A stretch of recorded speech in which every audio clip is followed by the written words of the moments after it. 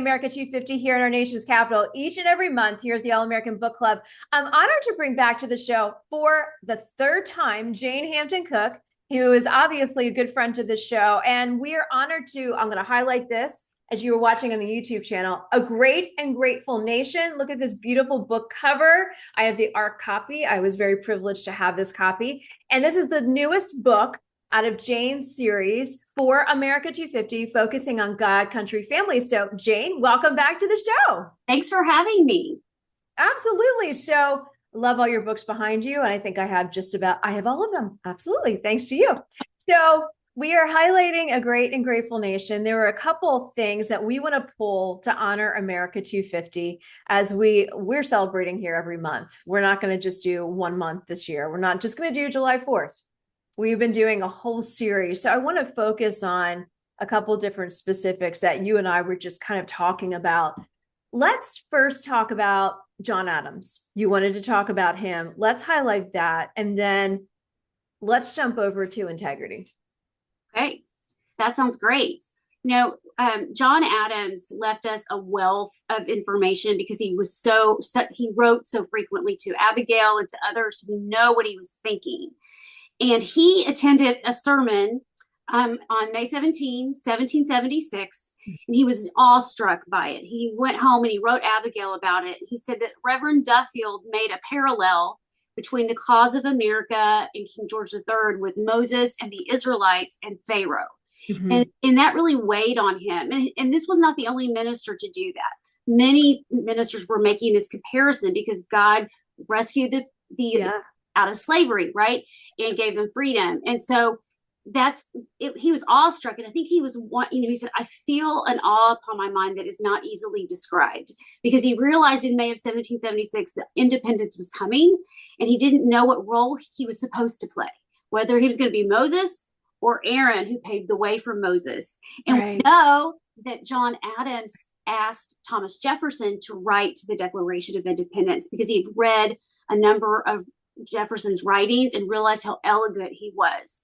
And so he was like Moses. Adams was like Aaron, and Jefferson was like Moses. And so I just think that's beautiful that you see the clergy telling their congregations it's time.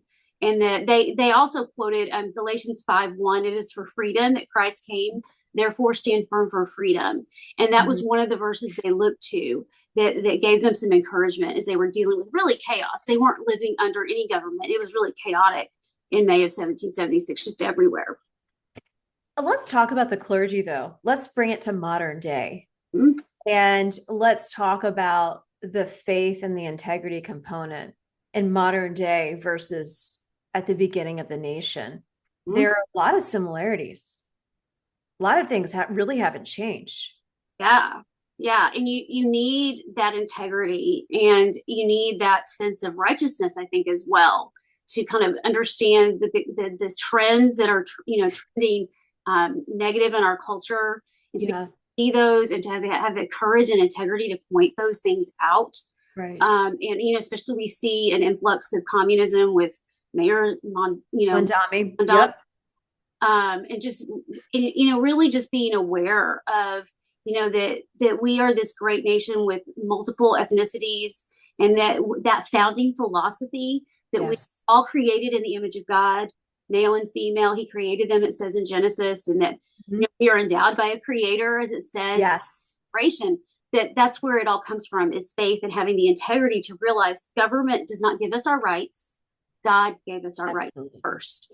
And the job of government and really of culture today is to uphold those rights for people. And we've seen the seeds of liberty were planted in the Declaration of Independence, and we've been harvesting that, for 250 years.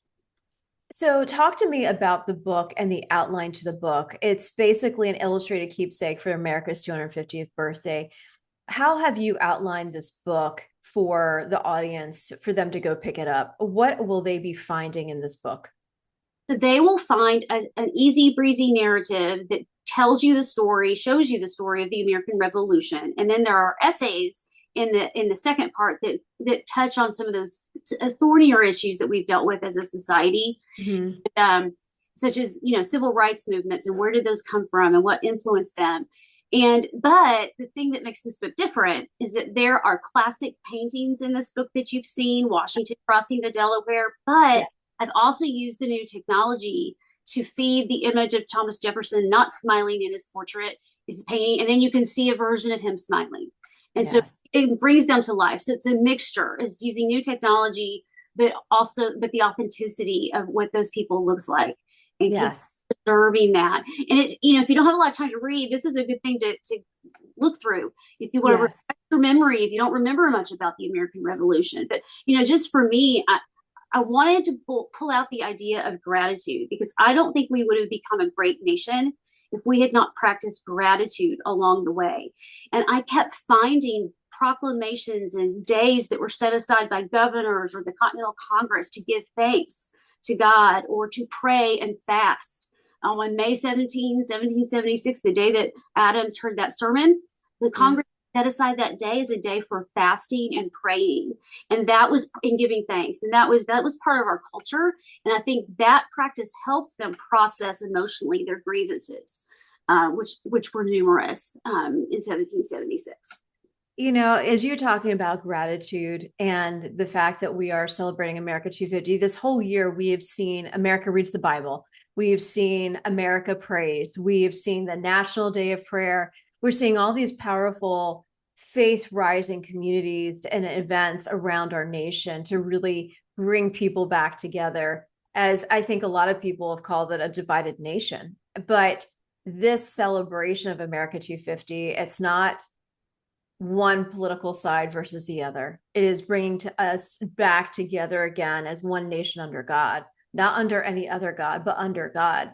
And, I sit there and say, with the gratitude component, Jane, if we woke up each morning, and I said this on one of my shows, if we woke up each morning just thanking somebody, thanking those who have served or thanking those who are serving for the fresh air that we breathe, the things that we take so for granted, I think there'd be a lot more humility, a lot more integrity, a lot more and a greater understanding of gratitude for this grateful nation.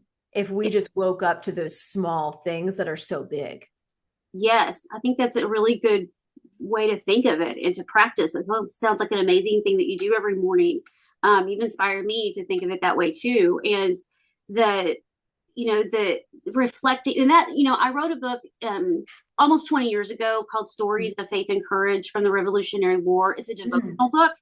And that book changed my life because a publisher asked me to write it. So I didn't come to it. I had a little skepticism about the Revolutionary War, but when I read what the founders wrote as my primary sources, I was humbled. And that really changed my trajectory as a writer. And that I wanted to talk about these stories from our nation. And that's what I've been doing for 20 years. Stories. And you talked about united, under God. Yeah. Very first diversity struggle, if you will, John Adams talked about the first time they met at the Continental Congress. Someone motioned that they should bring a minister in to lead them in devotion. And they had this big fight over who to bring in, because they couldn't agree. Adams said, well, no, people who were Anabaptists couldn't even listen to the prayer of a Presbyterian or, an Anglican or, what, that we all were so different is how he put it. He called it a variety of religions. Yes. Hard to understand each other, which is a little hard for us to understand now. Yes. They had to tolerate their religious differences when, 200 years earlier in European history, Protestant queens were persecuting Catholic people and Catholic queens were prosecuting Protestants. I mean, they knew that. And so they gave us religious liberty, from the beginning. And, even in that same year, 1774, that the Continental Congress had that struggle, Baptist ministers were arrested by the Virginia authorities because they didn't have a license to preach from the Church of England. And so it really was something they had to work out, and they had to, that they united under God. They brought in a minister, and then they brought in different ones, and over the course of several years. And that's why we have the chaplain that we do in Congress now. Stems back to the Continental Congress. So all of that is just, I think worthy of thinking about. And I talk about that in my book. So let's also talk about, there's some of my favorite parts. So as we're headed into America 250, the July 4th celebration, and all of these things are going on around the nation, whether you're in a military community like we are, or whether you are from sea to shining sea, there are so many amazing events happening. I want to talk about the flag. You highlight the flag in here. And I know in your children's books, you highlight the American flag, the Star Spangled Banner, all of the basics that one would think we get in our school systems. But a lot of the times we don't. We don't. Yeah. It's really hard to wrap your brain around that one. Yeah. And I know in the school district where we are, Fairfax County, they prioritize global citizenship instead of American citizenship. What county were you in? Fairfax County? County, yes, Fairfax County, Virginia. And so when my son was in first grade, he brought home something, and I realized, oh, they're prioritizing global citizenship. They're not really teaching American citizenship because it was one of their big pillars that every, by the time of graduation, every student should be proficient, and it was global citizenship was the top. And so that opened my eyes. That was several years ago, but that was one of the things that drove me to write about the flag in my children's book series, Revolutionary Readers for America 250th. And in A Great and Grateful Nation, I share with you how the founders on June 20th, 1782, they gave us the Great Seal of the United States. And then they decided to define the colors red, white, and blue. And red meant valor and hardiness. Blue meant justice, perseverance, and watchfulness, and white meant innocence, the children in their lives. Right. We don't teach those meanings, those virtues, as being associated with the flag. I mean, we're proud of the flag. We talk about it meaning freedom, but it had to mean unity, uniting the 13 states with those stripes before it could mean freedom. It had to start there. And the flag just beautifully demonstrates both, unity and freedom. So it's interesting. I want to harp on something for a second. Sure. And obviously we didn't talk about this, but I know you can go along with me on this. Just the mere fact that in 2026, and then you even said that time period from when your son was starting out in school, and looking at the education now, knowing that the current president is, fighting the Department of Education, the whole component. But I just sit there and say, we as a nation, what's going on in our backyard? What are these? I want to lift up the educators because I know there's a lot of good ones out there, but really it comes down to what are we indoctrinating these kids with, whether it's at a Christian school, at a public school, is it homeschooling? Is it the best thing to do for our kids? Is it homeschooling? Just to be the preventative measures to make sure that when movies like that just came out a month ago, Jane, Animal Farm on Angel, which I am not promoting, movie is promoting Marxism and socialism. It's basically taking away anything that has to do with a capitalist society and freedom. And we are still fighting that in 2026. And, knowing your children's books can really re-educate and reignite a new generation of patriots. What are some of the things that you would share with our parents today, saying, here are tools for you? I would say, as far as my books are concerned, I have a book called America the Beautiful. It's for graders. It's just the lyrics to that song, but do you the lyrics? Probably not. So you don't hear it as often as you maybe did 50 years ago. And there's pictures of a variety of children that bring out the meaning of those words in America the Beautiful. Same thing with My Country 'Tis of Thee. The first group of people to ever sing that song was a group of children on July 4th in 1831 in Massachusetts. And then you can see how different groups, Martin Luther King quoted, My Country 'Tis of Thee in his I Have a Dream speech, Let Freedom Ring. And we've seen Jewish groups sing that song. And so that book about My Country 'Tis of Thee gives you not just the lyrics to the song, but it also shows you, hey, this is part of our heritage. We've been singing this song for years, for decades, and it means something. And so I think those are good tools. I mean, certainly PragerU has some really excellent Mhm. videos for kids to help supplement. And you're right, the homeschooling curriculum, there is a lot out there. I think Yes. more. I mean, I would like to see in terms of middle school and high school. I would like to see them adopt a novel or book about the American Revolution in the Mm. classes. Like, we don't need the Scarlet Letter anymore. we can Okay. we can Right. have a book, about the Revolution, and I wrote a novel called The Submarine and the Spies for Mhm. middle school, high school, and up, because it's about George Washington's spy Yeah. network. Guys were friends in college at Yale. The guy that invented the submarine was friends with Nathan Hale and Benjamin Talmadge, and that is designed, to be both for literature um, and for history. And so I think, it doesn't have to be my book, but I think we need to move. It's a hard market to get into It is. because these school districts have it locked up. They don't want to have a lot of outside influence. They have their list, and but I got to think that organizations like Turning Point USA Education have. Right. I just met someone from Turning Point who was talking. Yeah. So there are tools out there. Yes. I do classical conversations with my homeschool, my 6-year-old from public school. He's now 12. I homeschool him, and Mhm. we do classical conversations, and it's a good program.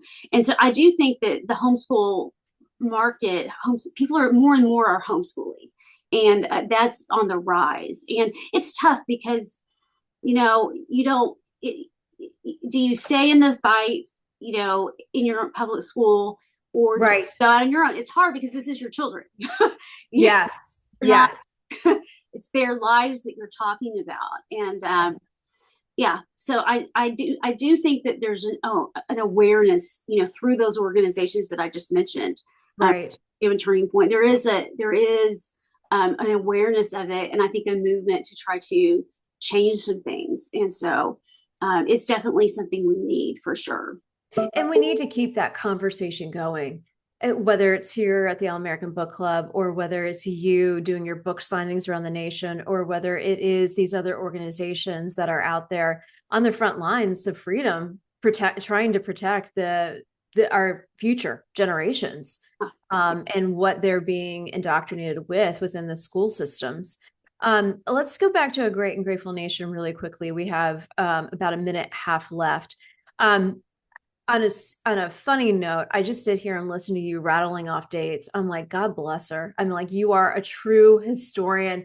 I rattle off my favorite dates all the time, but I'm sitting here thinking, wow, I am just so impressed. How in the world do you remember all of these specific dates? What's your tip? I mean, because I want to be able to remember some of these. Well, when you write about it, Yeah, it sticks. it sticks a Yeah. little more. I was quizzed by George W. Bush when he was governor of Texas on every date, and I passed. Thank goodness. I knew them because I've been putting stuff up on his website when he was governor.